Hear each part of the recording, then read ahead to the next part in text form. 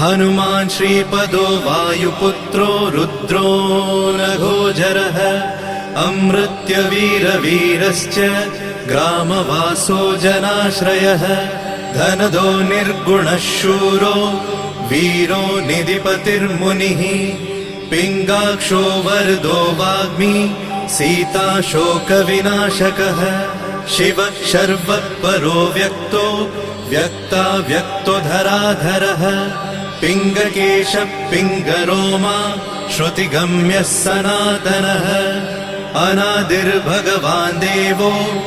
विश्वहेतुर्जनाश्रयः आरोग्यकर्ता विश्वेशो विश्वनाथो हरीश्वरः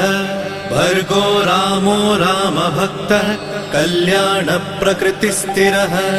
विश्वम्भरो विश्वमूर्तिर्